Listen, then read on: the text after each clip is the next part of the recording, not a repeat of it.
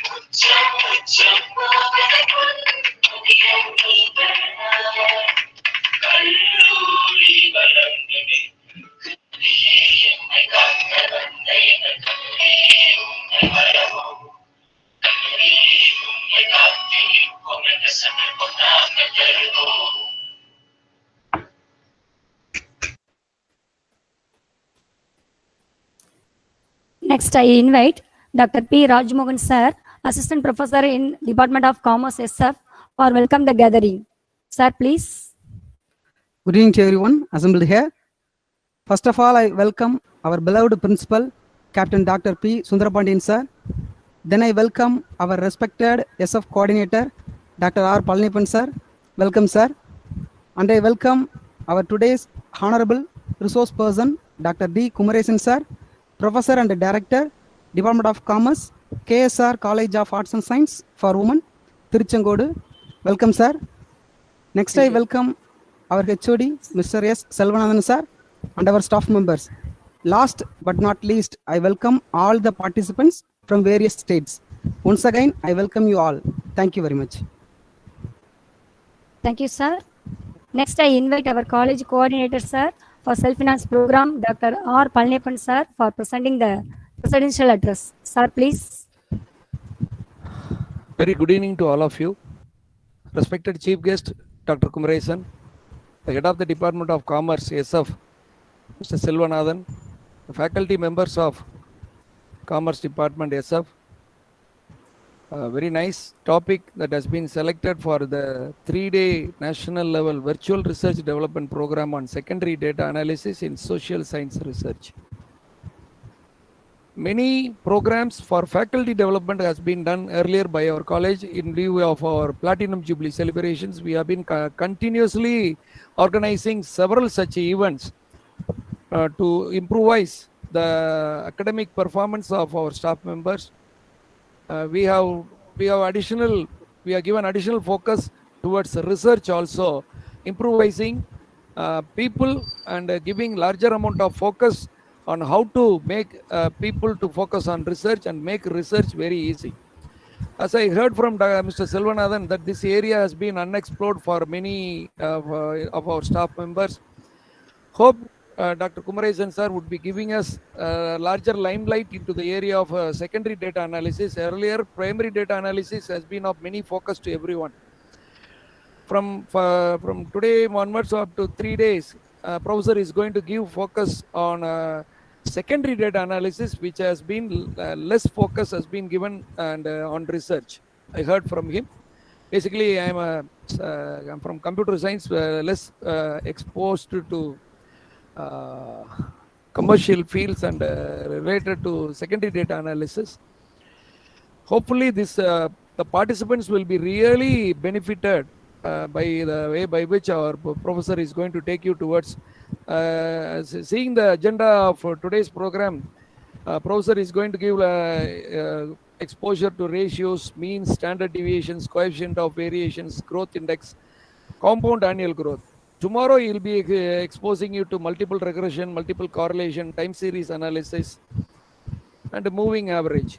The penultimate day he will be addressing on Camel's model, Alsman's Z-score model, t-test, paired t-test, ANOVA. Very big combination of tools and techniques he is going to expose to the people, to the faculties and fraternities in this forum. Hope everyone will be benefited in this by means of this lecture. I wish this 3-day virtual seminar, national level seminar, a grand success. And once again, I wish all the participants grand success. Thank you very much for giving me this opportunity. Thank you, sir.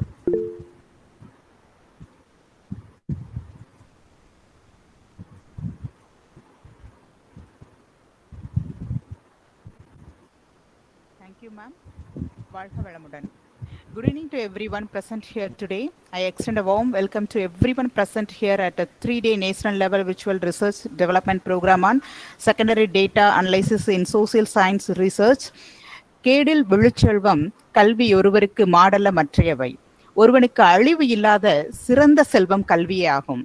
கல்வியை தவிர மற்ற பொருள்கள் அத்தகைய சிறப்புடைய செல்வம் அல்ல, செல்வமே அல்ல. That means learning is the true imperishable riches. All the things are not riches. It is a great golden opportunity for me to introduce and welcome the chief guest of this startlingly beautiful evening. I am profusely overjoyed to take opportunity to introduce our chief guest of the day. He is none other than Honorable Dr. D. Kumaresan sir, Department of Commerce, KSR College of Arts and Science for Women, Tiruchengodu, Namakkal district. He is an inspiration for many as the accomplishment he has made or not an easy task. You have motivated us all by being a living example of teaching professionals and selfless service, sir. You have given your best by sharing your expertise and knowledge in every way possible to help faculty, research scholars, and students get on education. Then he has completed his master degree in various disciplines, MSc Psychology, MBA, and MA English. He is qualified in state level eligibility test in commerce conducted by Virudhunagar University in the year 2000. His academic service span over a period of 24 years in teaching, which includes 19 years research activities. He was served as the principal for 12 years. He has served as a Senate member of Periyar University, Salem. His area of specialization are financial management and marketing management. He has acted as the external examiner for the conduct of PhD public vivas examination of 15 candidates. He has acted as a resource person for the online research methodology course for efficacy research scholars in social science conducted by School of Commerce, Virudhunagar University, Coimbatore, in association with ICSSR, SRC Hyderabad. He has acted as a research person for the online refresher course conducted by UGC, HRDC of Virudhunagar University, Coimbatore. He has acted as a research person for more than 80 international national conference seminars and for more than 70 webinars. He is a motivational speaker and has served as the resource person for more than 100 motivational programs. He has conducted training programs on positive thinking, time management, memory techniques, and stress management. Next, we go to see his research activities, sir.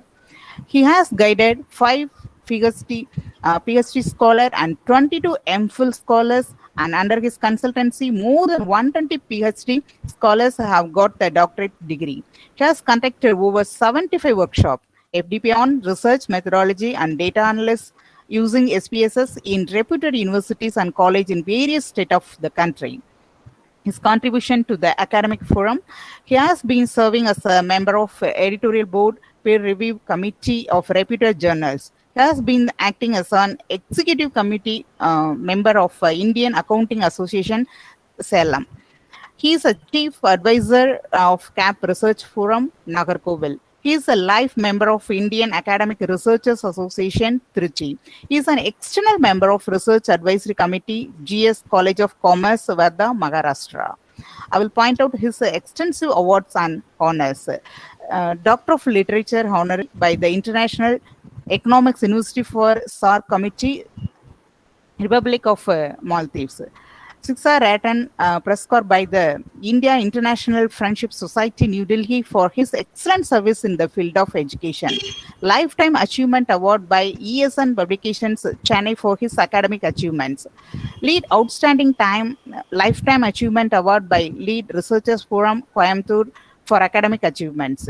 Distinguished Honor Award 2020 on the National Teachers Day by CAP Forum, You Trust, Kanyakumari, for research contributions. Best Citizen of India from International Publishing House, New Delhi, for social services. Thiruvalluvar Ilakya Award from Indian Academic Researchers Association, Trichy, for his literary contribution. Swami Vivekananda Award by Kamalayam Trust, Usulambati, Madurai, for his social services. Kalvi Chudurali Award from Mahakavi Bharatiyar Kalvi Ilakya Mandram, for his academic service. Sevai Chudar Award by Thai Tamil TV, Coimbatore, for social service. Kurunji Kabilar Award by Udayanilavu Kalaikudam Kodumbudi, for poem composing.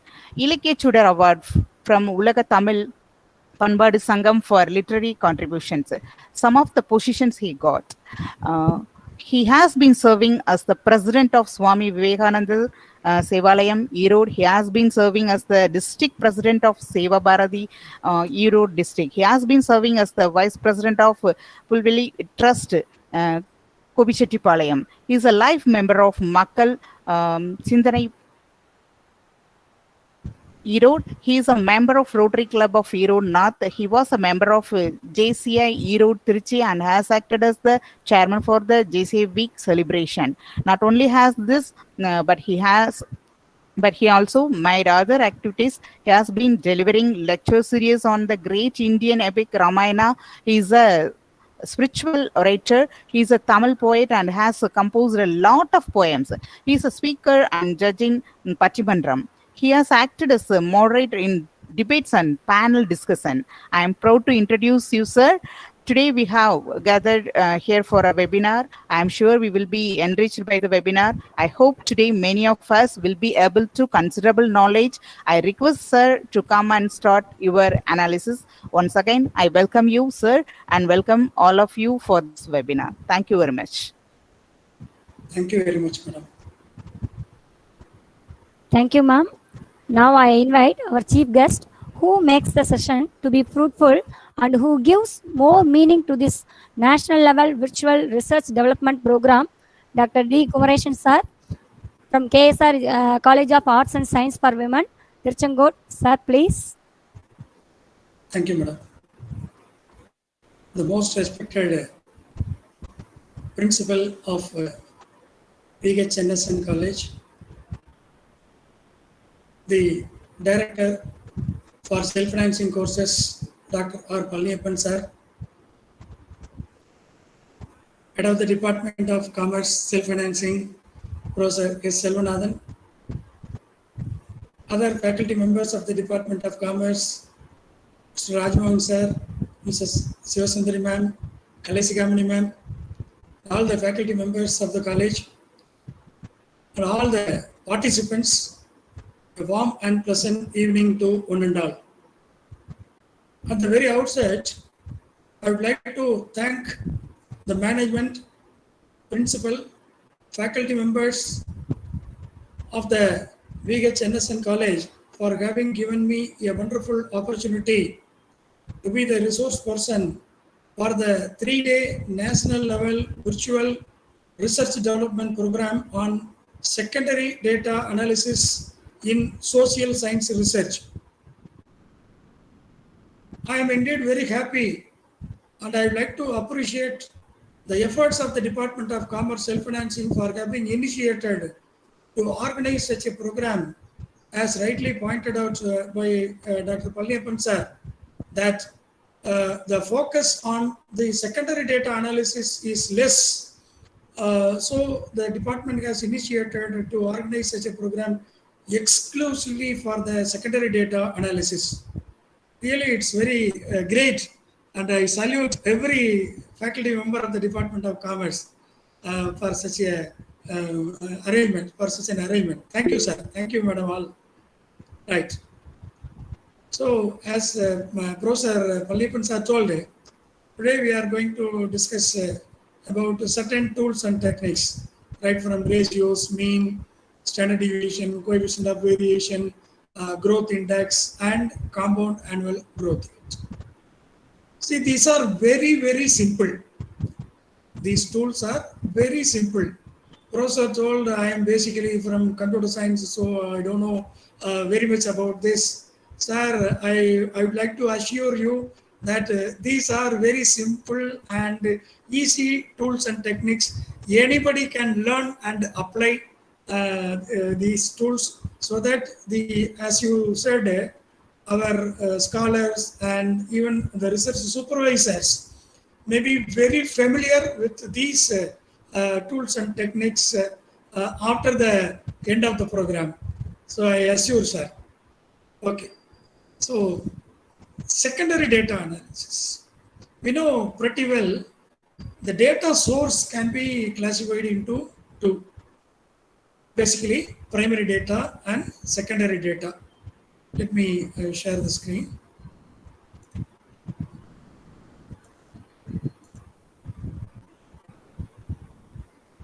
Sir, is it visible, sir? Visible, sir. Visible, sir. Okay, thank you. So, primary data and secondary data. The data which have been collected exclusively for the purpose of the present study, either by the researcher himself or by the assistants appointed by him or her with a view to fulfill the objectives of the present study. That is said to be primary data. What about the secondary data? The secondary data are the data which have already been collected by anybody else for different purposes. They might have collected the data for their purposes. They might have used the data for their research. And if we feel that those data will be sufficient for the present study, we can have the data and use it for our own study. That is said to be secondary data. You know the basic difference between the primary data and the secondary data. Primary data is like a tailor-made dress. It is very suitable. It is very fit for the structure of the research, for the design of the research. Like tailor-made dress, you are buying a cloth and going to the tailor, you are giving the measurements, he stitches the dress exclusively according to your own measurements. So it is perfectly suitable to your body. Whereas regarding the secondary data, it is like a ready-made dress. It is immediate to buy, to get, is it not? See, even on the eve of the celebration day, you can go to the shop and buy a ready-made dress. But it cannot be assured that it is perfectly matching or it perfectly suits to you. Similarly, regarding the primary data, it suits to your research perfectly. Whereas in the case of secondary data, since it has been collected by somebody else for some other purposes, it may or may not suit to your study. This is the basic difference between primary data and secondary data. And regarding the primary data, the collection of data, see, the ways in which the primary data can be collected, right? See, the primary data may be collected in 3 different ways or by applying 3 different methods: by observation method, by interview method, and by questionnaire method. In the case of observation method, the data may be collected either from the participants or from the non-participants. If we are collecting the data by observation method from the participants, it is said to be participatory data collection.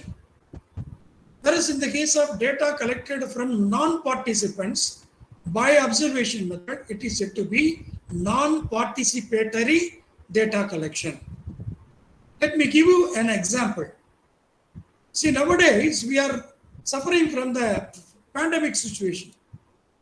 COVID-19 is spread across the globe, in every country, in every state, in every district, in every city, in every village. Many people are suffering from the COVID-19. Okay. Now, the government is following 3 T's, right? Testing, tracking, and treating. Testing, tracking, and treating. So the government appoints some volunteers to go door to door. Every door they are visiting, they are testing. See, for example, the temperature is tested, whether cold and cough is there, whether fever is there, they are testing, right? In that case, the people know that they are being tested. If the thermal scanner is used, today we have opened the colleges and schools, the standard operating procedures are given. We have to check the temperature of every entrant, whether it is a staff member or non-teaching staff or a student or parent, whoever enters into the institution, we have to test the temperature by using thermal scanners. So if the thermal scanner is used, the person who is tested knows that he is being tested. So he is participating in the test. Is it not? That is said to be participant. So participatory data collection means the person who is being tested or the person from whom we collect the data knows that he is subject to observation. See, even the pregnant ladies are there. They go to the hospital. They are observed. So some treatment is given after 30 days, after 40 days, after 60 days, after 90 days, how the growth of the baby is there, like that. No, some observation is made by the gynecologist. Like that, the participants know that they are being observed. That is said to be observation method of data collection. That is in the case of non-participant. The participant, the persons who are observed, who are being observed, may not be knowing that they are being observed. See, for example, we are standing on the road and watching or monitoring what are the vehicles passed through, is it not? Who are passing through? How many cars have passed? How many lorries have passed? We are checking. So in that case, we know that we are watching, we are observing. But the passers, the persons who are passing there, may or may not be knowing that they are under observation.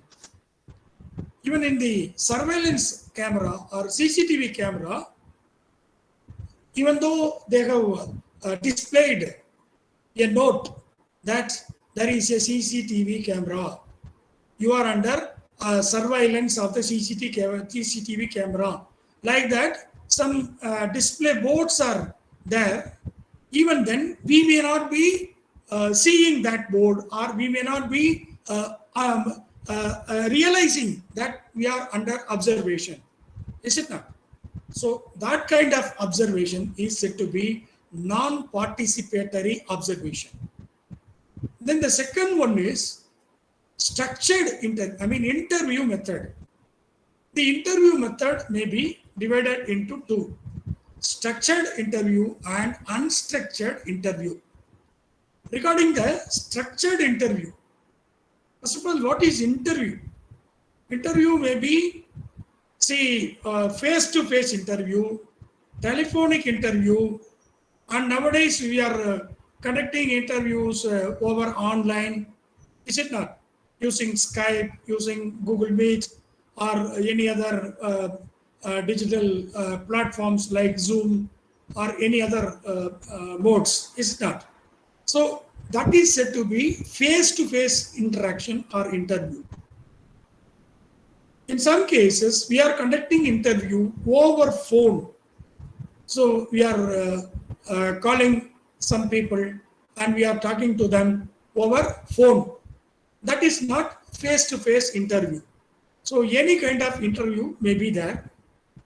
That interview method may be divided into two. One is structured interview and the other is unstructured interview.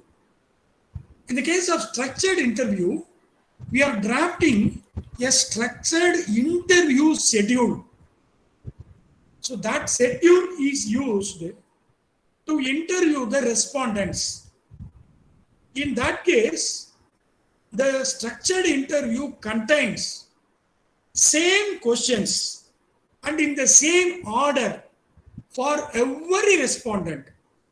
See, for example, you are collecting data from Mr. A, the same questions are asked in the same order. You are marking the responses given by Mr. A. Then you are interviewing Mr. B. Again, the same interview schedule, same questions, same order we are following. Mr. C, the same. Mr. D, the same.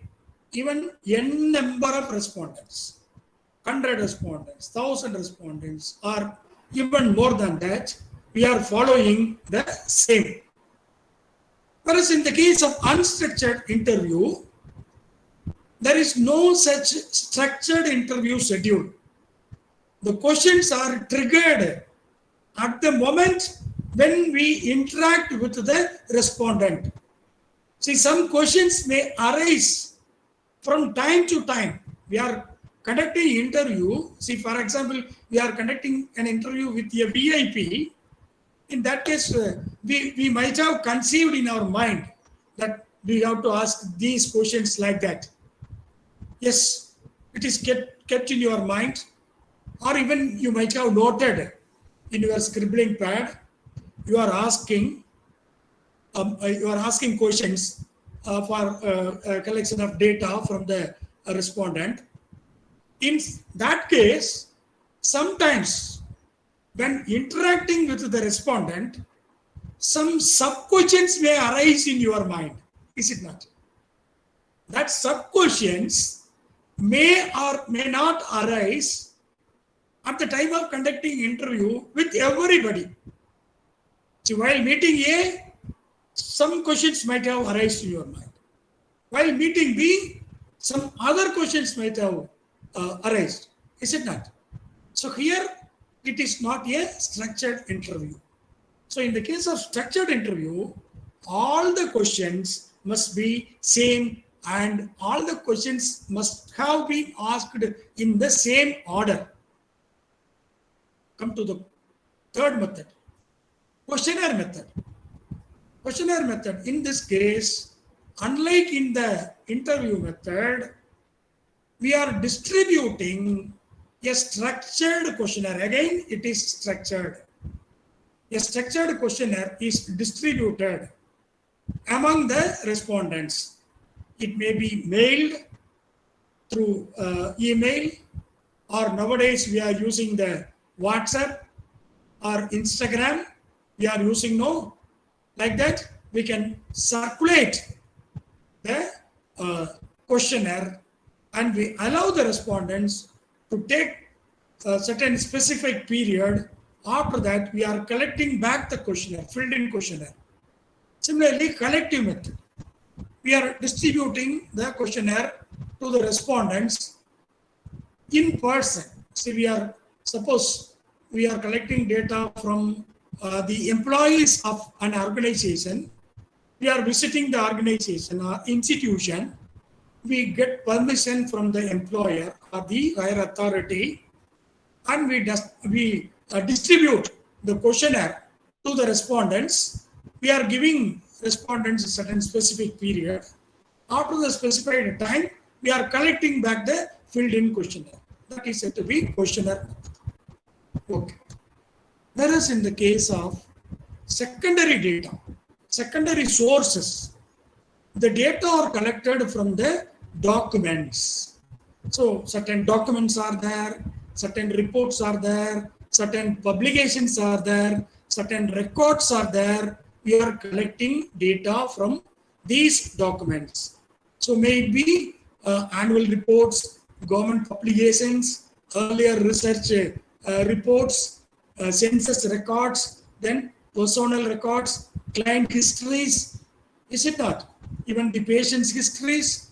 These are the documents from which we can collect the secondary data. Okay.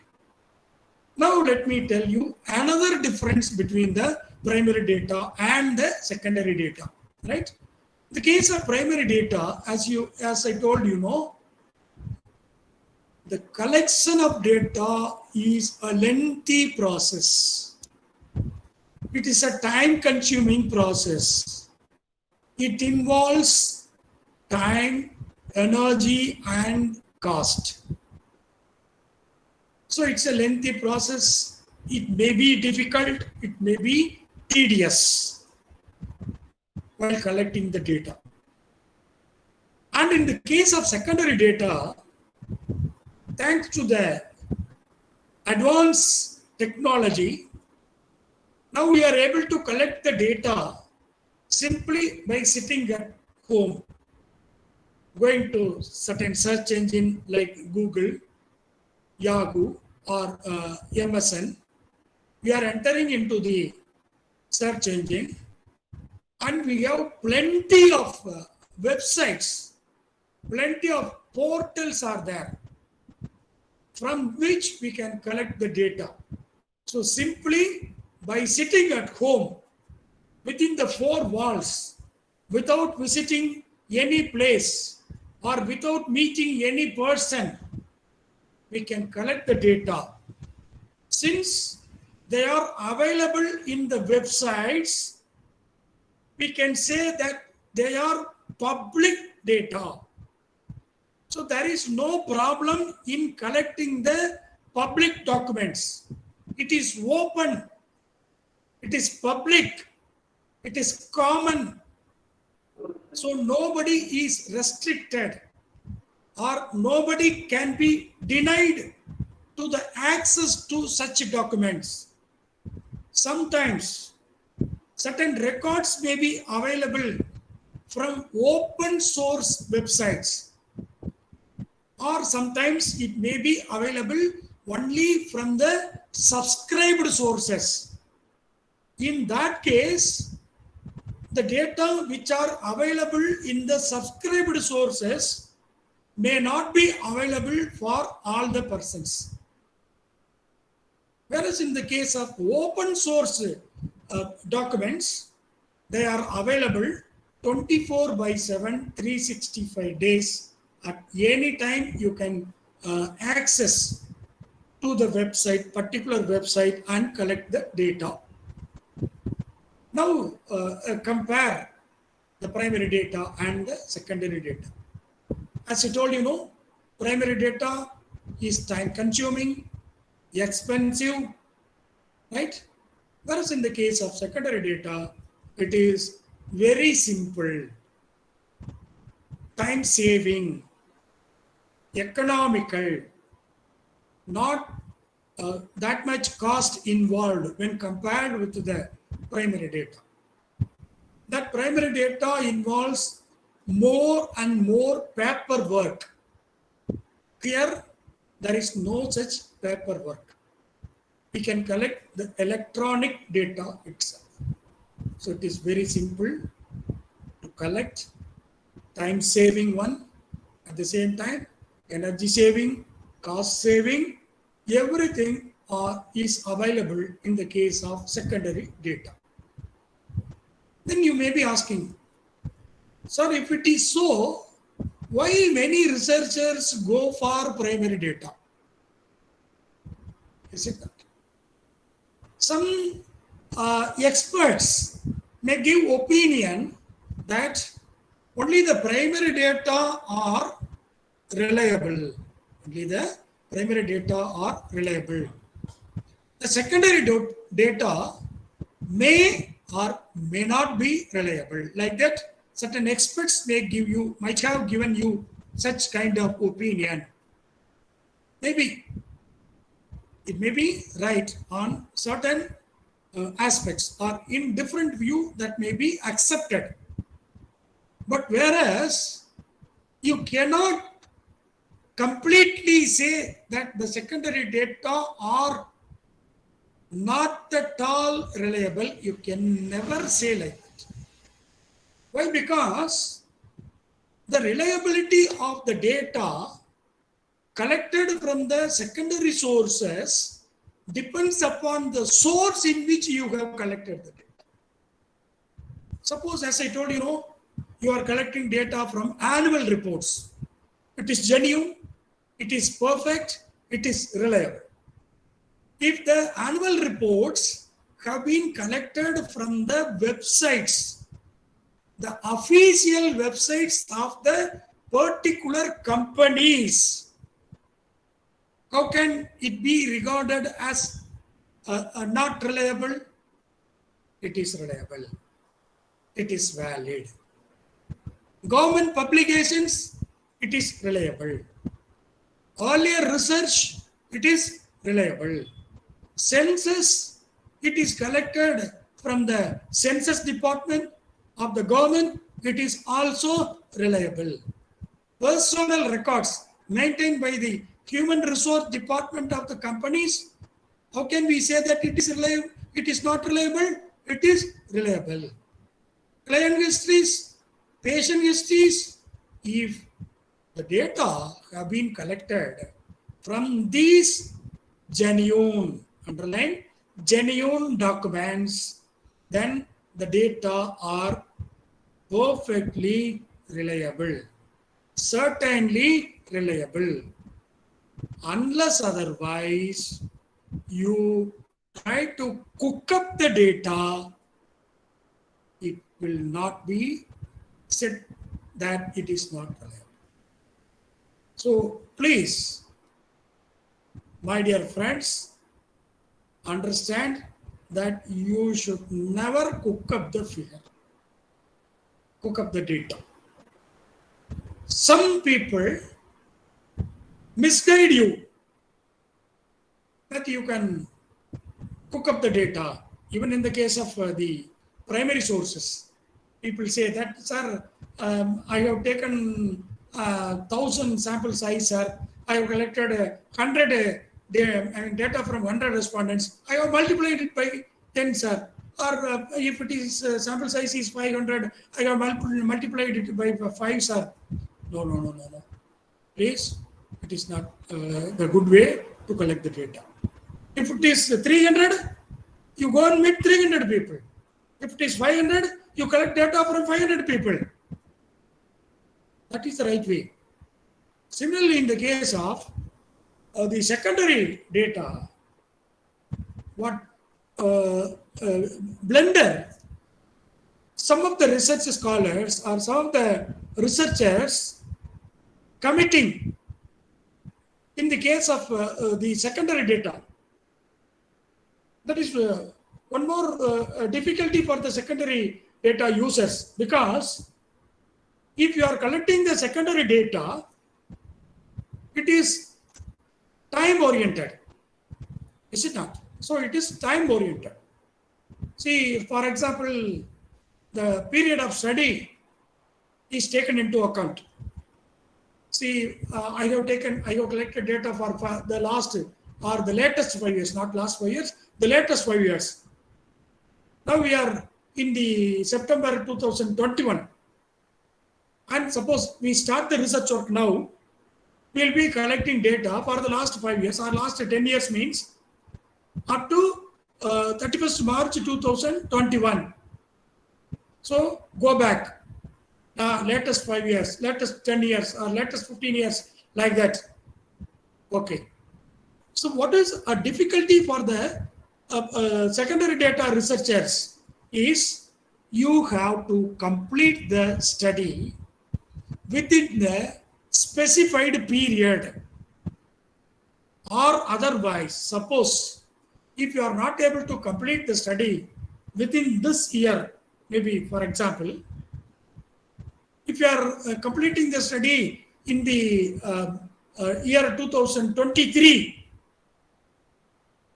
then the data you have collected up to 31st March 2021 is not set to be updated.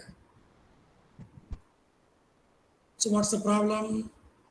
You have to collect data for one more year. Up to 31st March 2002 you have to collect.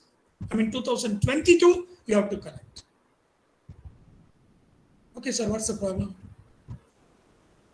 You might have analyzed with the different statistical tools. You might have obtained the results. Now, if you include data for one more year, there is a possibility of change in the result entirely even. Right? So you have to update the data every year. If you prolong the study, knowingly or unknowingly, you must update the data till the analysis is made. Right? So in this case, some people misguide the scholars, misguide the researchers, that you just replace the years and use the same data. What a blunder. See, how can the data pertaining to the year 2021 be considered as the data for the year 2022? Blunder, please never do like that. It is not ethical. For every research, we have to follow the research ethics. Simply by deleting the years. See, you might have collected data for 2017, 18, 19, 20, 21. The data are kept as it is, just the years are replaced. Instead of 2017, you are putting 2018. Instead of 18, you are putting 2019. Like that. So what is the use in it? No, it is not at all ethical. So you should never involve in such activities. So you have to collect the data. Right? This is one of the difficulties faced by the researchers, and this is the reason why many people do not come forward to select the secondary data. One thing. Another thing, another difference between primary data and secondary data. Whereas in the case of primary data, whatever is the result, you can justify your result. Even if it is opposite to the common opinion. In that case also, if your result is different from the common opinion or from the known fact, if your result is entirely different from the common opinion or well-known fact, in that case also you can justify that this is the response given by my respondent. So only I have given the results. So only I have interpreted like that. Nobody can challenge your result. Even if somebody challenges your result, you can show the data, you can show the genuinity, you can show the validity, you can show the reliability, and you can justify your results. Whereas, come to the secondary data. The results, even though without knowing the data, based on the results, many other people, the experts, the researchers or subject experts may be knowing the real sense of the results, how it should be interpreted. People may be knowing. If you have interpreted wrongly, then people will be challenging your interpretation. Right? For example, the ideal ratio for current ratio. You are analyzing the current ratio. Current assets divided by current liabilities. So it is the proportion or ratio between current assets and current liabilities. So what are the current liabilities and what are the current assets? How much is the current assets and how much is the current liabilities we have? A comparison is made between current assets and current liabilities. We know the ideal standard current ratio or the rule of thumb is 2:1. That is, the common idea is if the current assets are twice that of current liabilities. So if the ratio is 2:1, if the current assets are 2 times of current liabilities, it is said to be ideal or standard. In that case, we know that the short-term liquidity of the company or the firm is good. It is good. You are calculating the current ratio of a firm for 5 years. You find that the current ratio of the firm for the first year of your study is 1.5 times, second year 2 times, third year 3 times, fourth year 4 times, fifth year 5 times. You have computed the current ratio. Now, what kind of interpretation we can make? Normally, see, it is testing the short-term liquidity of the firm. Ideal ratio, we know 2 times. If the current assets are found to be 2 times the current liabilities, then it is said to be good. It is regarded as good. Now our results say, in the first year it was 1.5 times, second year 2 times, third year 3 times, fourth year 4 times, and fifth year 5 times. So, except the first year, in the remaining 4 years, the current ratio is equal to or above the ideal current ratio. If a standard is given, for example, we are conducting examination, we are giving passing minimum 40. Passing minimum is 40.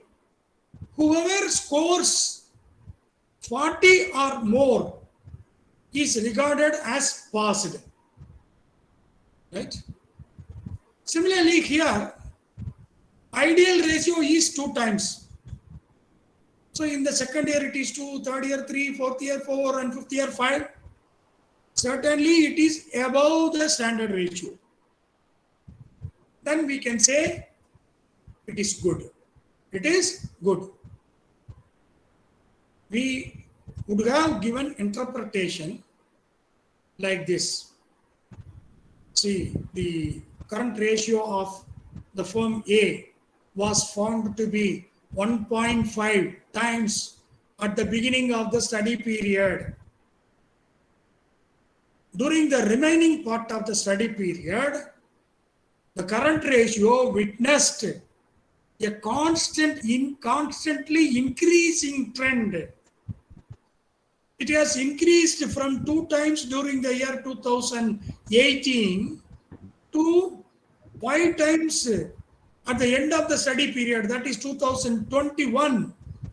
So the short-term liquidity of the firm has increased strongly. At the end of the study period, it is found that there is a strong short-term liquidity. We can say like that. We can interpret the ratio like that.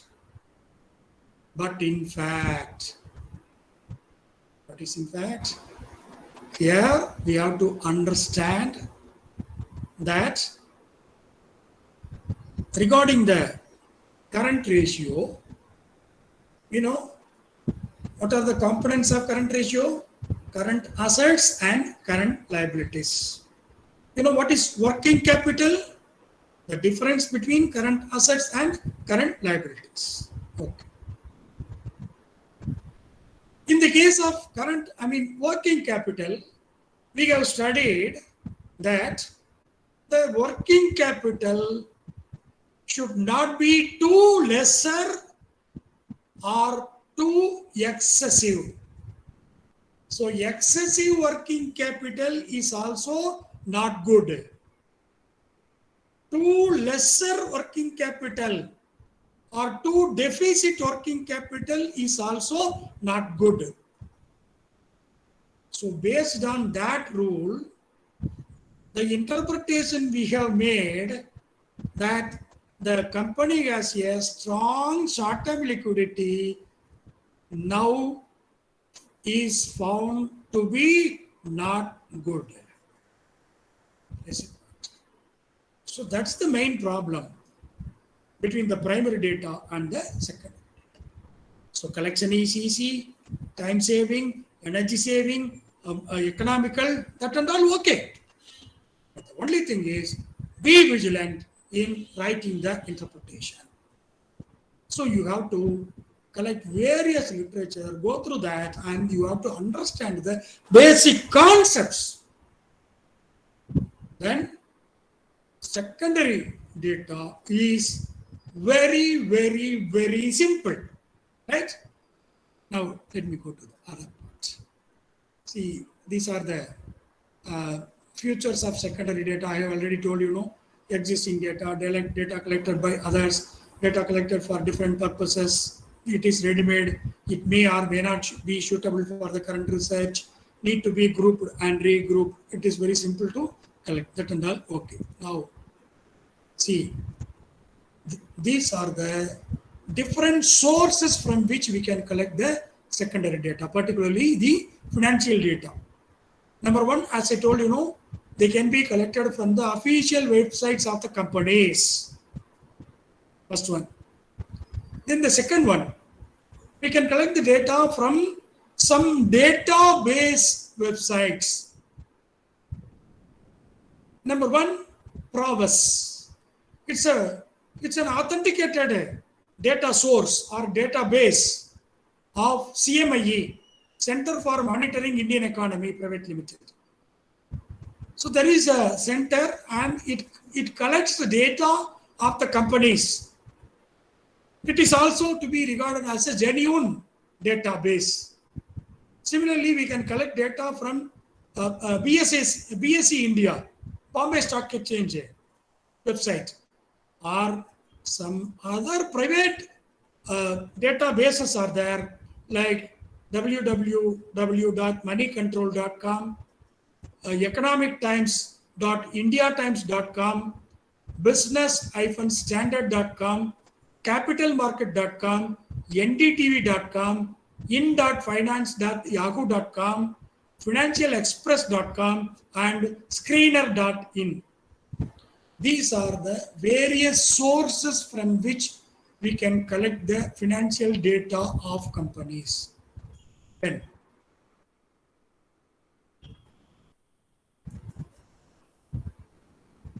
the annual reports regarding the financial data. The major sources of data are annual reports.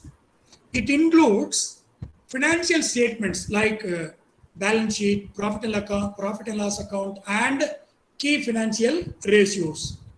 Sometimes if the company is a holding company or a subsidiary company, in that case, the annual report may contain two different balance sheets. One is consolidated balance sheet and the other is standalone balance sheet.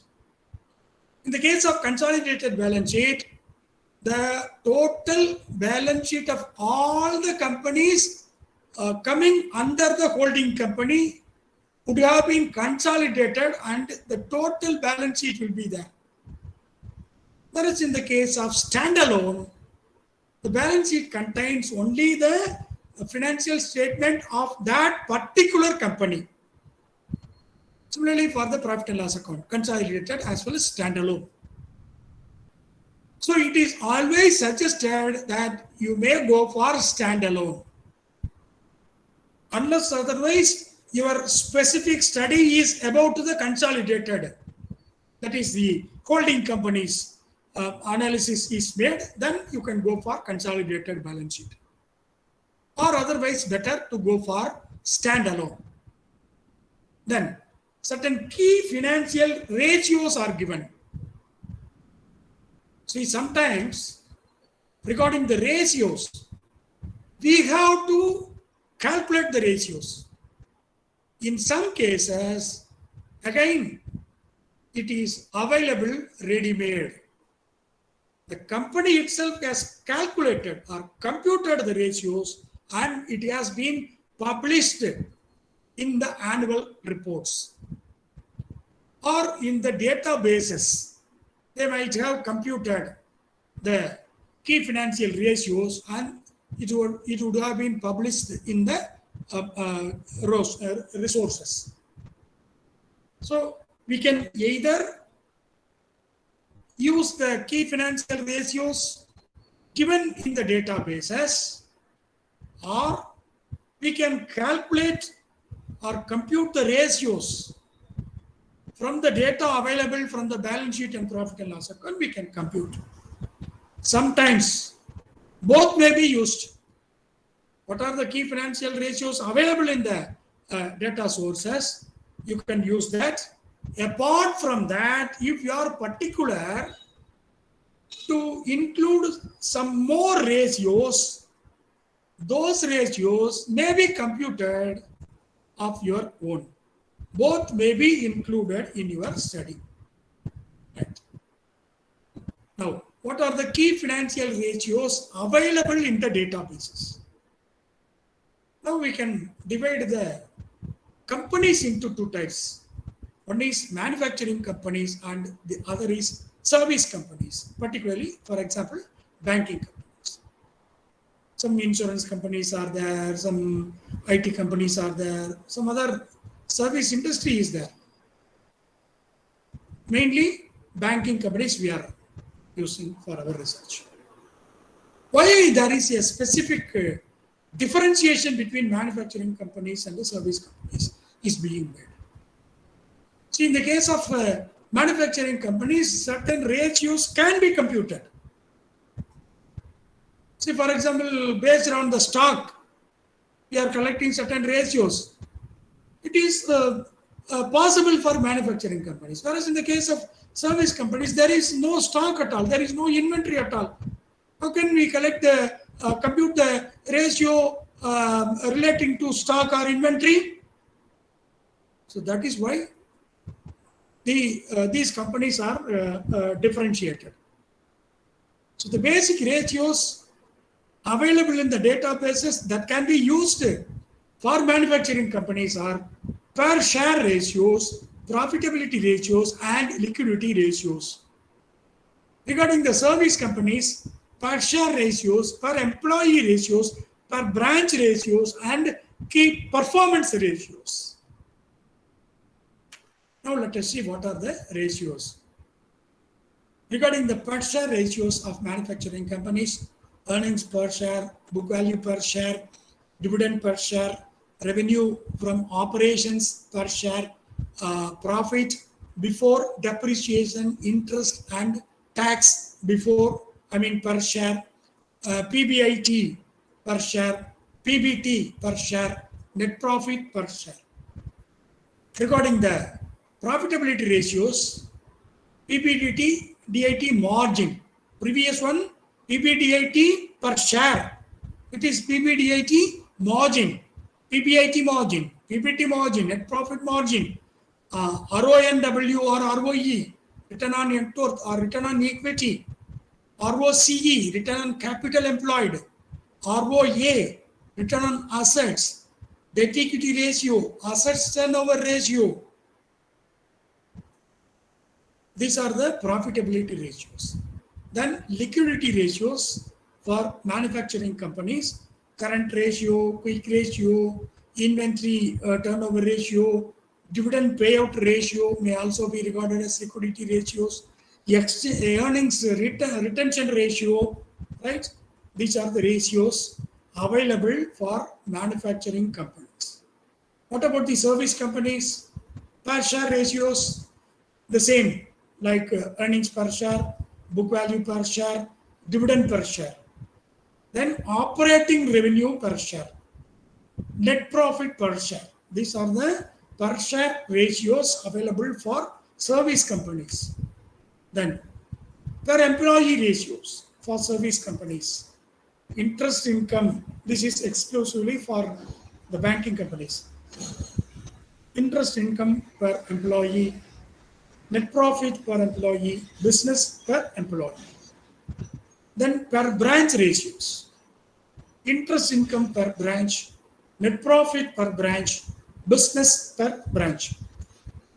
Then key performance ratios, ROCE, return on capital employed, CASA, current assets current account savings account ratio.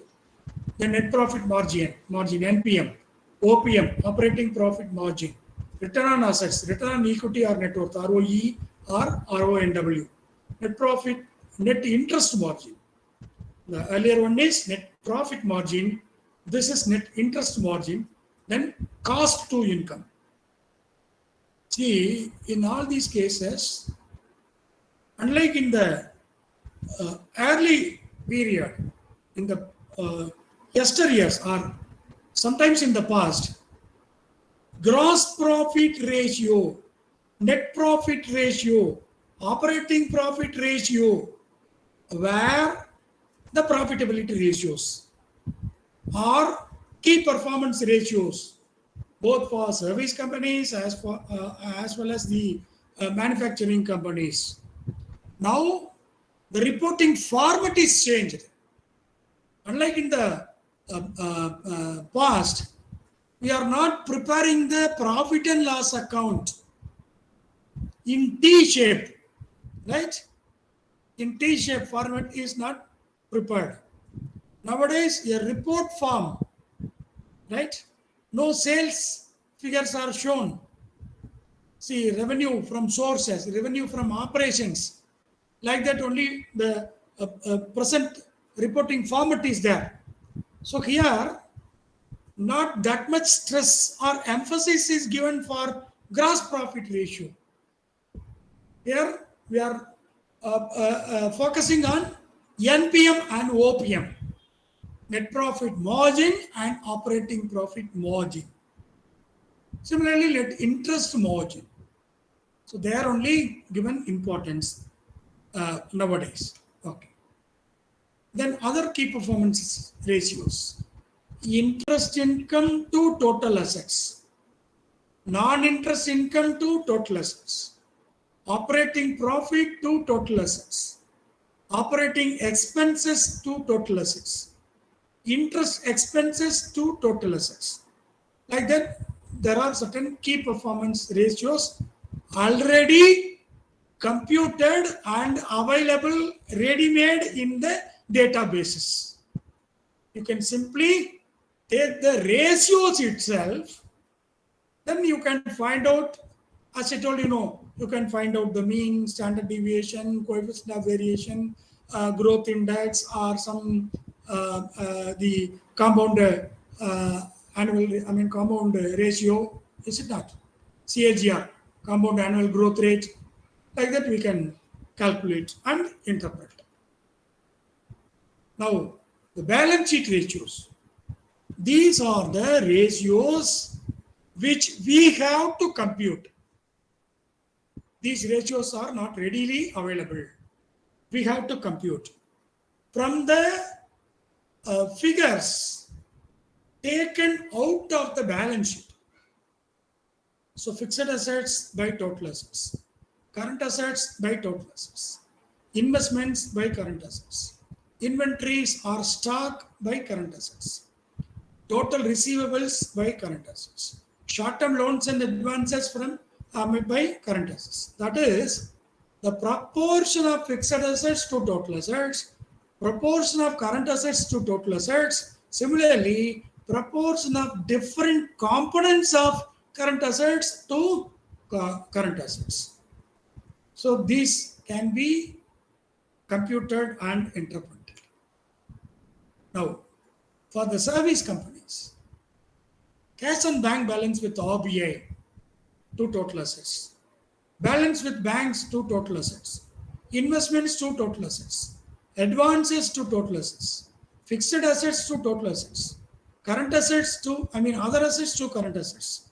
Then capital adequacy ratio. So these are the different ratios.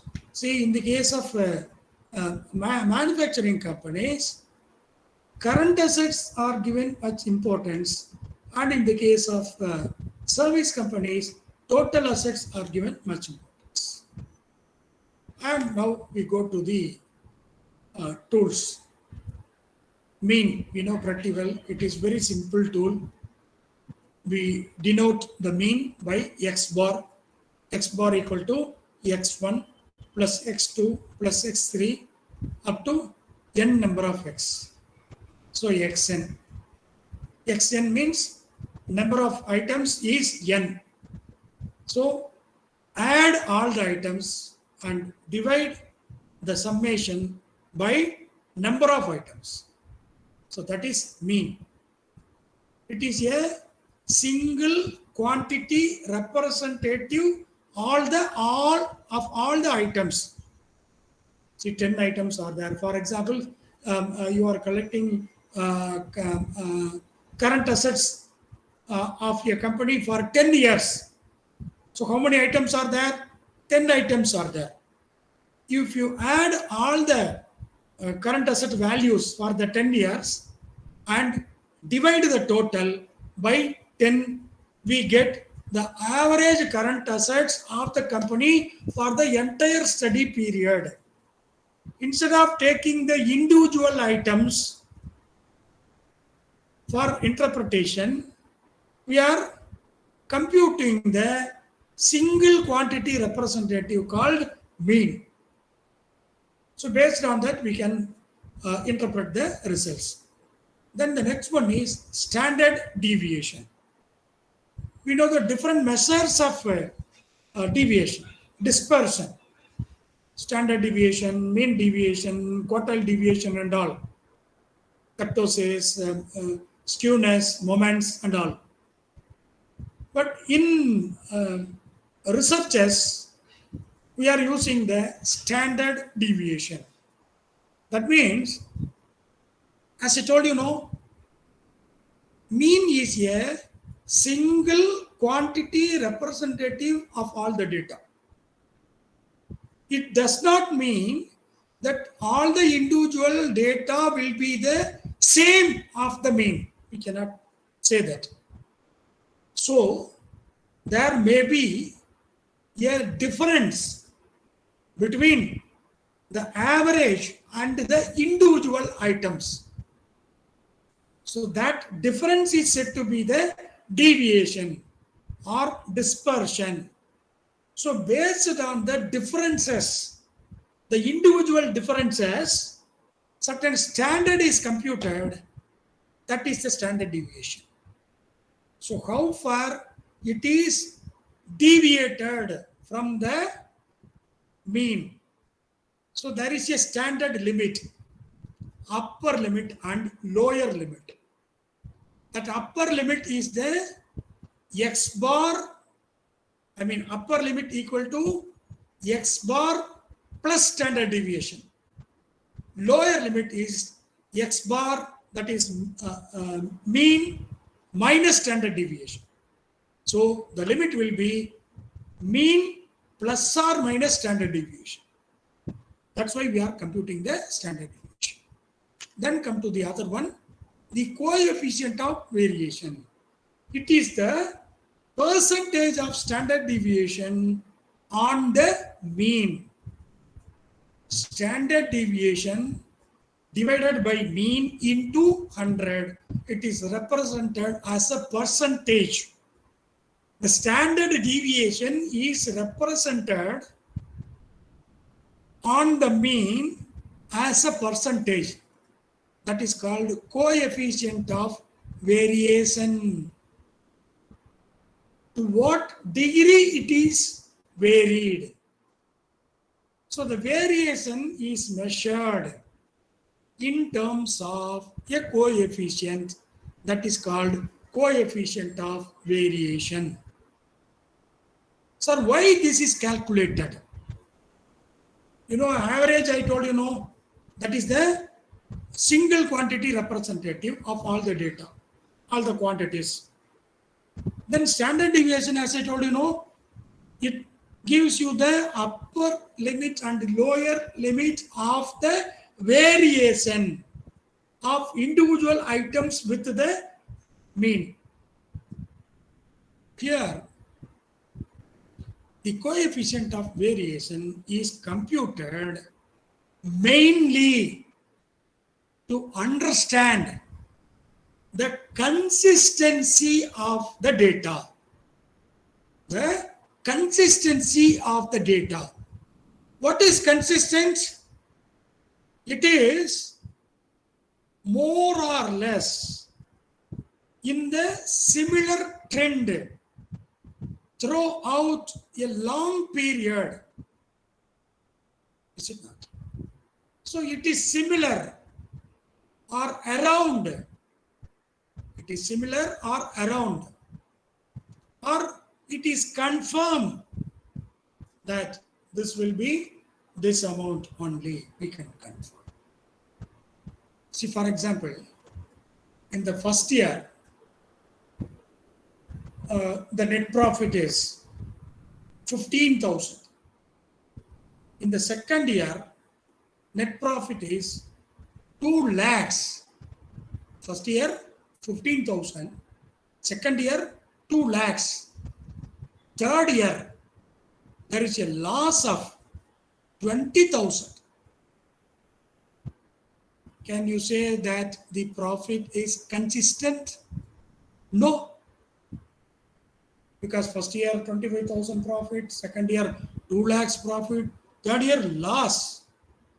So how can you say that the profit earned by the firm is consistent? No. Take another example.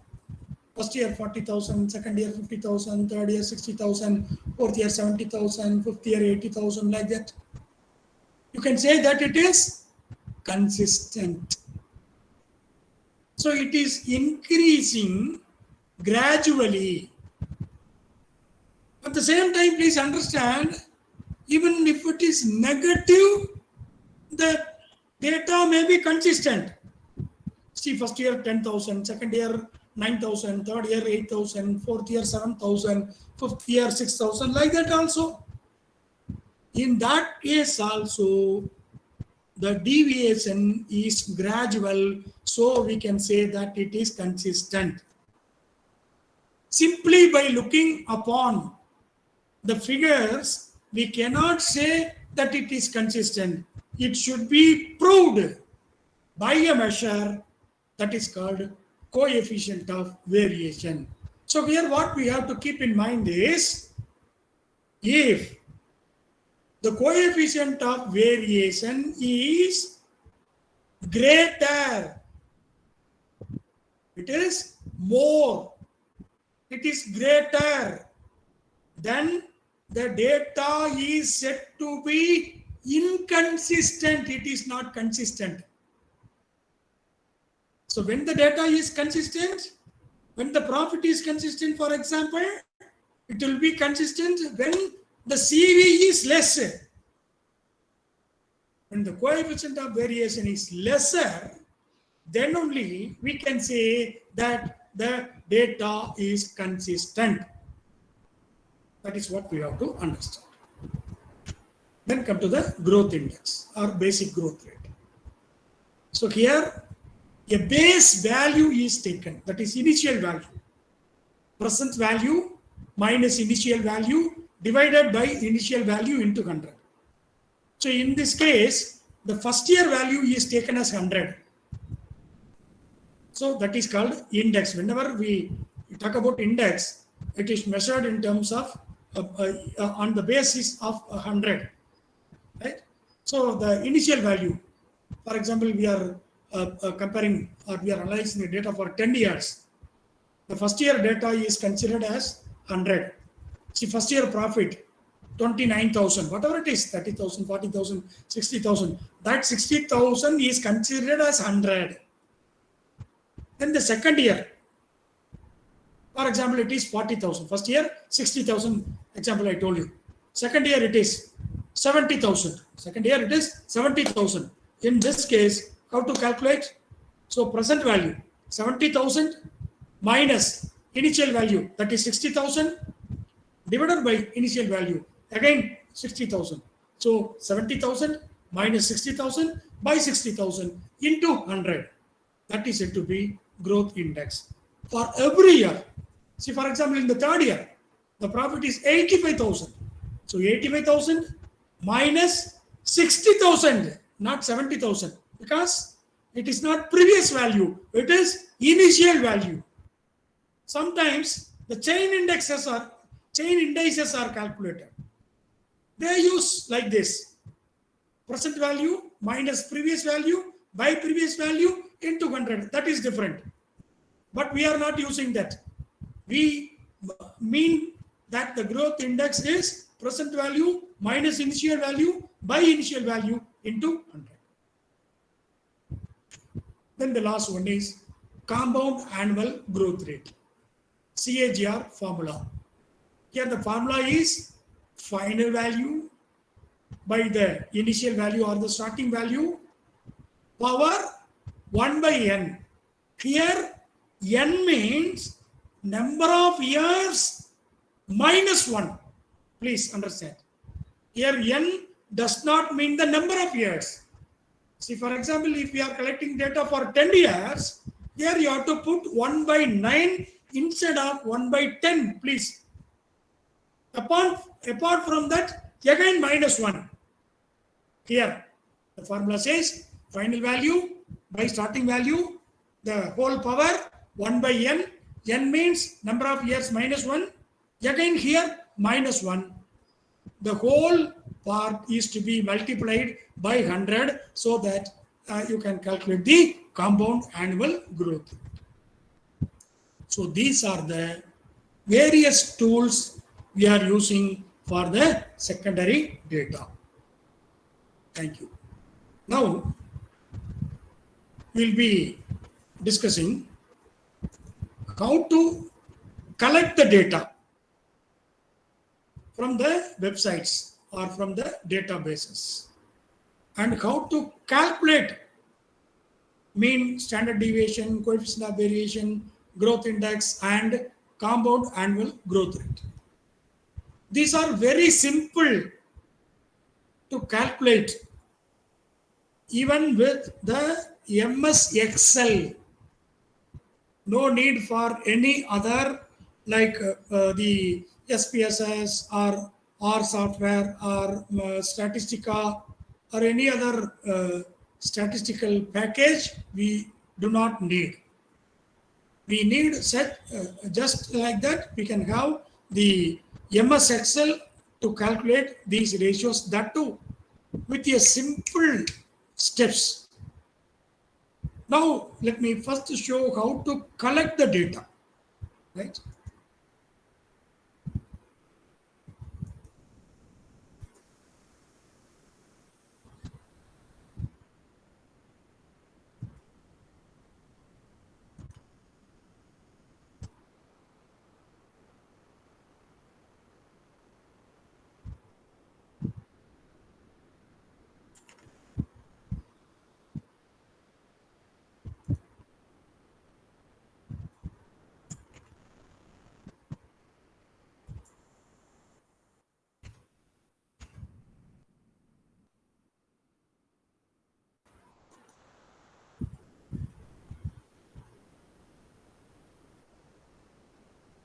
Are you able to see this? Yes, sir. Okay. See. Yes, sir. Yes, sir. Now in this Google, as I told you, we can collect the data from the websites of the companies, number one, or from the databases. The Pravas database is a subscribed data. So it is not an open source data source. So we cannot collect the data from that without a subscription. We can collect data from other databases. Generally, the money control, I told you, money control website is one of the most widely used database source for collecting the data. Let me explain how we are going to collect. See, for example, which company we want to collect the data. See, for example, Maruti Suzuki. Maruti Suzuki. Just like that, you type balance sheet of Maruti Suzuki. Balance sheet of Maruti Suzuki. So, see, these are the different websites or data sources. See, money control, then capital market, then economic times, then this is the company website, Maruti Suzuki, then Financial Express is there, ndtv.com is there. So many databases are there. As I told you, we are going to moneycontrol.com.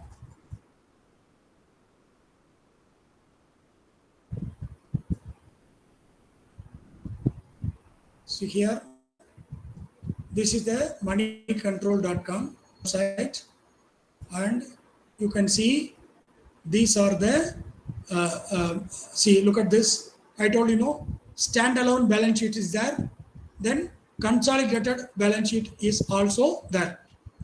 So we have to go for standalone. It is selected in default, right? See, this is the balance sheet of Maruti Suzuki. The figures are given in rupees of crores, rupees in crores. See, look at this. Equity, equities and liabilities, shareholders funds, equity share capital, total share capital, reserves and surplus, total reserves and surplus, total shareholders funds, then non-current liabilities, then total non-current liabilities, current liabilities, short-term borrowings, trade payables, other current liabilities, like that. The entire balance sheet is given for the latest 10 years. I mean, latest 5 years. Look at this. March 21, March 20, March 19, March 18, then March 17. Suppose if you want to collect data for 10 years, then you click on this right arrow, you'll be getting data for the next 5 years. See, 16, 15, 14, 13, and 12. Why I have selected this moneycontrol.com is, in this database, we can collect data for any number of years. See, for even before 2012, we can collect the data. See, 11, 10, 9, 8, 7. So, till the electronic document is prepared, we can collect the data.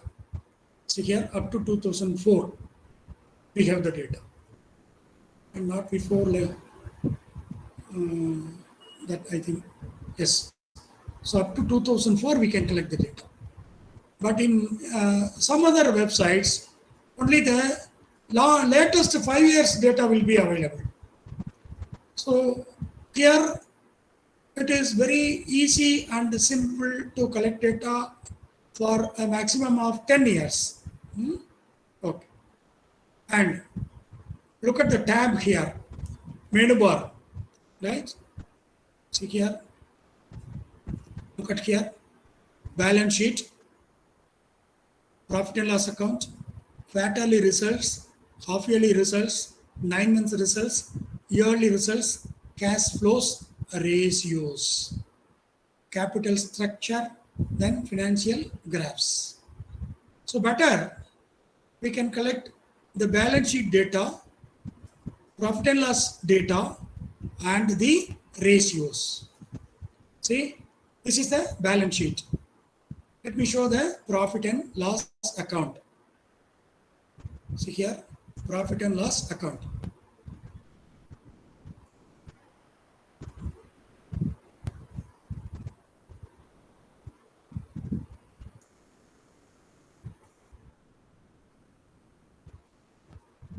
Is the profit and loss account visible?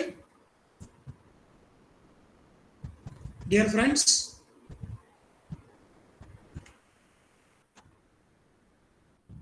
Yes, sir. Visible. Sir, visible, sir. Visible, sir. Okay, thank you. Visible, sir. Okay, thank you. So, profit and loss account is there, right? Similarly, the ratios. See, I told you, this is the current format of reporting. So, revenue from operations, gross, less excise duty or service taxes, then revenue from operations net, then total operating revenues, other income, total revenue. See here, there is no opening stock, there is no sales, there is no purchases, there is no closing stock, so there is no gross profit. So revenue, then expenses, then total expenses, profit and loss. So as I told you, PBDIT, then PBIT, then PBT, then PAT, profit after tax, that and all available. So these are the data available from the profit and loss account. Now let me go to the ratios.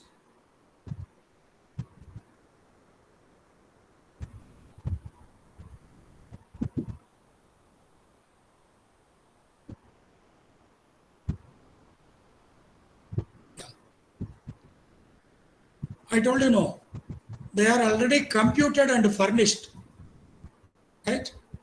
See, key financial ratios of Maruti Suzuki: basic EPS, diluted EPS, cash EPS, book value, excluding revaluation reserve per share, then book value, including revaluation reserve per share, then dividend per share, revenue from operations per share, PBDIT per share, PBIT per share, PBT per share, net profit per share, then profitability ratios, PBDIT margin, PBIT margin, PBT margin, net profit margin, return on net worth, or return on equity, return on capital employed, return on assets, debt equity ratio, then assets turnover ratio. Then regarding liquidity ratios, current ratio, quick ratio, inventory turnover ratio, dividend payout ratio on net profit, dividend payout ratio on cash profit, earnings retention ratio, then cash earnings returns ratio, then some other valuation ratios are given that need not be taken. So up to this we can take, right? So how to take these ratios to Excel, right? See, just simply by selecting this, right? Place the cursor here, use the left press, left click, and you can drag it. So for example, up to these ratios we need means we have selected, right? Simply by left click and dragging, we have selected the data. Now, you place the cursor on any selected part. Excuse me, sir. Profit and loss Not account here. is not visible. I am telling about the key ratios. Profit and loss account not visible, sir. Sir, I am explaining about the key ratios. I will show the profit and loss account again. Okay. Okay. See here, we have to select by placing the cursor on the selected part, so that if you click right click, then you can copy. Yes. Excuse me, sir. Key ratio is copied. not visible. Yes. Balance sheet is Sir, what you are showing is not visible. only balance sheet is visible. Key ratio not visible. Balance sheet not visible. I mean, the balance sheet only is visible. Okay. Yes, sir. Yeah. Good. Please share the entire screen. Please share the entire screen. சொல்றாங்க பாருங்க.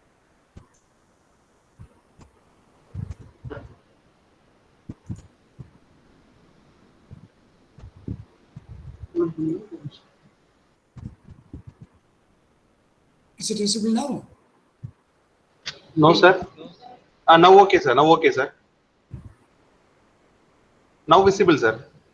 Yes. Key financial ratios. Okay. Right. Yes, sir. Now okay, sir. Now okay, sir. Okay.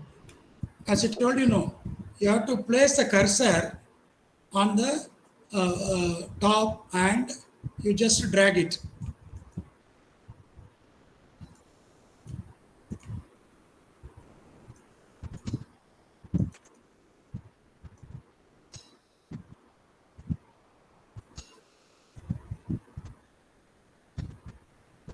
Yes, up to this one. Okay. Place the cursor on any selected place or selected area, then right click, then copy. Now I'm going to copy the data in the Excel sheet.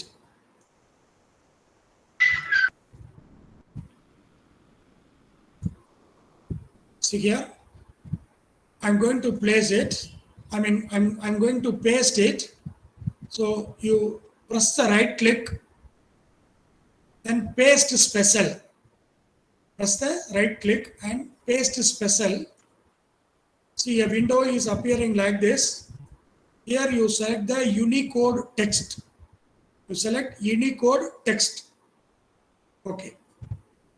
Now I have copied the data.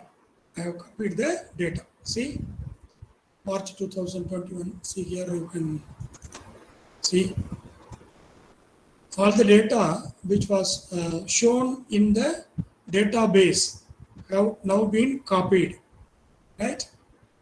Okay. If suppose we want data for 10 years, then you have to go to the right cursor. I told you right arrow. Again, you can copy the data in the same way as I told you. I just copy and pasting here as it is once again, right? See, right click, paste special, Unicode text. Now it is copied. Just verify all the items are same. Okay. Now this column is no more required. So you can just delete. Now you have the data for 10 years in the adjacent columns, right? 2021, 20, 19, 18, 17, 16, 15, 14, 13, and 12. Okay. Now we'll just change the years. See here it is customized. Better you can go for number, right? Here you have to enter 2021. Since the decimals are given, you can reduce the decimal to 0. Okay. By using this option, the decimal is reduced.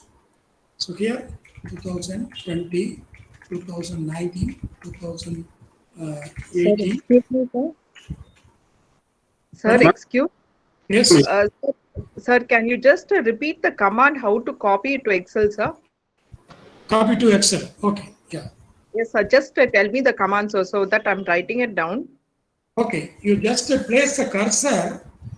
Okay, sir. On the first row, right? See, for example, key financial ratios is there? No. Yes, sir. We are putting the cursor there and just drag it so that the data are selected Then you place the cursor anywhere on the selected area. Then press right click so that you can copy the data. Then come to the Excel sheet. You put the cursor here. Then right click. Then you take the paste special, not paste. Okay. Okay, sir. Okay. Paste special. Then in that you have to press the Unicode text command. Unicode text. Okay, sir. Unicode. Okay. Okay, sir. Right. Now we have pasted. Okay. Here we have to change the years. Right. It is already in the form of customized one. So let it be number or general. See, we can have this as number, right? Then the decimal is to be reduced. So here 2021, 2020, 2019, 2018, 2017, 2016, 2015, 2014, 2013, and 2012. Okay. Now, the data have been pasted in the Excel sheet as it is. Okay. Now, for the purpose of analyzing the data, we have to transpose the data. That is, year-wise data will be given row-wise, is it not? So 2012, 2013, 2014, they will be in the row-wise. So you select all the data, right? You select all the data, then right-click, copy, right-click and copy. Now, you place the cursor outside this selection, then again right-click, again paste special. Now, see, for pasting, there are different options. You have to select the values and number formats. Values and number formats. Then regarding the operation, you select the transpose.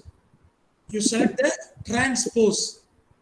Two steps are to be done here. One is values and number formats, and the second is transpose. Then you click OK. Now you can see the rows are transformed into columns. Columns are transformed into rows. Is it not? See here, years are in the columns. 21, 20, 19, 18, like that. So now they are brought into columns. Okay. Now one more thing we have to do. It should be in ascending order. Now what we have obtained is in the descending order. So we have to change it or convert it into ascending order. For that again you select all the data. Right? I have selected. Then go to sort and filter. Sort and filter. You click that. The third item is custom chart. The third item is custom chart. You select that. Now here, sort by. Which column? Which we have to sort? We have to sort all the data based on the year column. Is it not? The year column heading here is key financial ratios, right? So that is to be taken. On values, sort by this column based on values, smallest to largest or largest to smallest. Now we want smallest to largest. Now just see 2021 value 140.02, 2020 187.06. We have to upside down. You have to upside down. That is, the data should be arranged in ascending order. Instead of 2021, 20, 19, 18, we have to change it to 12, 13, 14, 15, like that. For that only, we are using these procedures. That is, go to short, then custom sort, then sort by what is the column heading here, key financial ratios, or years, we can change it. Years, okay. So go to sort, filter, custom sort.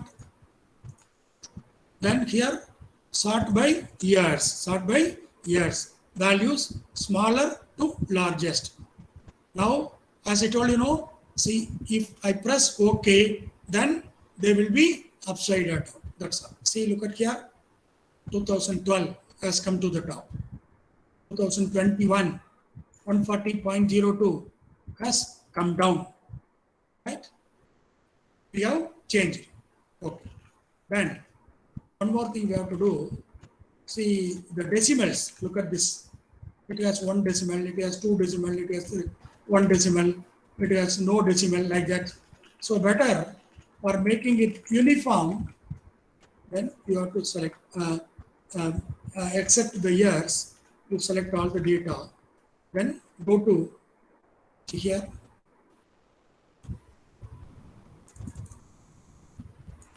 Using this icon, this is for increasing the decimal, and this is for reducing the decimal. You first reduce the decimal and again increase the decimal, so that 2 digits for all the, 2 decimals for all the data are shown uniformly, right? That's all. Now, we have collected the data from your database. We have copied and pasted in the Excel, is it not? Now, we have arranged it in the required format. We need the data in this required format. The cursor here, when insert, one column is inserted. What are the tools we are using? Number 1, mean. Number 2, standard deviation. Number 3, coefficient of variation. Number 4, CAGR. Then number 5, growth index. Okay. So mean, standard deviation, coefficient of variation, and compound annual growth rate. Here it is growth index. Now let us see one by one. For the mean, simply go to the auto-sum option, then average. Select average. Average is the mean. You look at the cells selected, P2 to P11. Just press. That's all. We have calculated the mean. Over. Then standard deviation. Again go to the auto-sum option. Then more functions. Go to more functions. Suppose if you have already used this formula, it will be appearing like this. See, most recently used. Most recently used. Or otherwise, you have to go to this option, statistical. Then here, you have to select the standard deviation. Right? You have to go for like that. Or see here, standard deviation.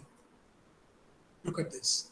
Standard deviation. Suppose if you select this, see here, estimates standard deviation based on a sample, ignores logical values and text in the sample. Suppose if you have already used, it will be appearing in the most recently used. So these are the tools I have already used. So it is shown here so that you can select. If you select, it defaultedly selected the range. That is from, see here, P2 to P12. So it has included the mean value also. but we have to select up to this only. So you have to select P2 to P11 because it selects in default all the previous columns. I mean all the previous rows. The previous cell is meant for mean, which we have already computed. So that selection is to be changed like this. So P2 to P11. Now, okay. We have got the standard deviation. Again, using the reduce the decimal, we have computed the standard deviation. Okay. Then coefficient of variation. Very simple. I told you, no, standard deviation by mean into 100. So here there is no option in the fixed formula option. So we have to type the formula here.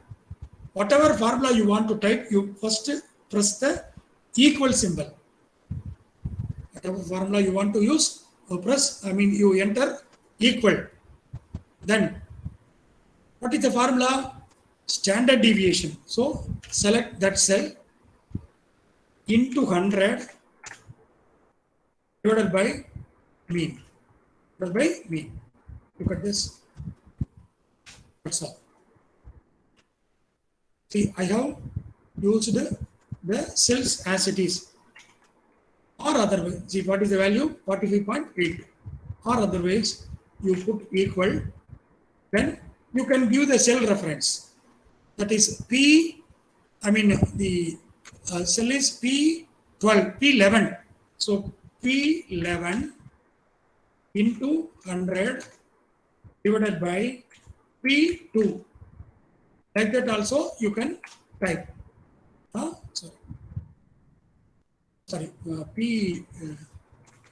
P12, sir. Yes. I'm sorry, P13 into 100 by P12. The same 45.8. Okay. So in this way we can calculate easily mean, standard deviation and coefficient of variation. Then the fourth one is growth index. Here we put 100 for the first year.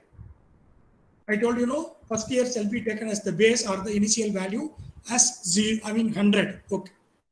Then for the next year, put equal to. Put equal to. What was the formula given for us? Present value minus initial value divided by initial value into 100. So what is the present value? This one, right?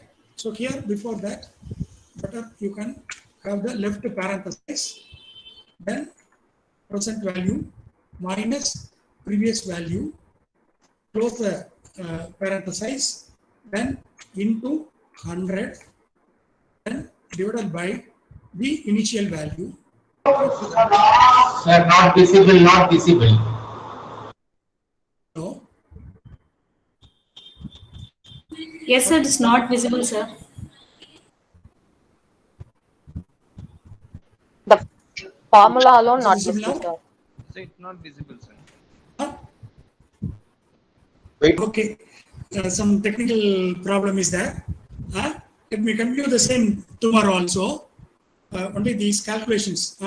So far we have discussed the mean, standard deviation and the coefficient of variation. Regarding growth index and the compound annual growth rate, let me show tomorrow again after settling this network issues. Okay.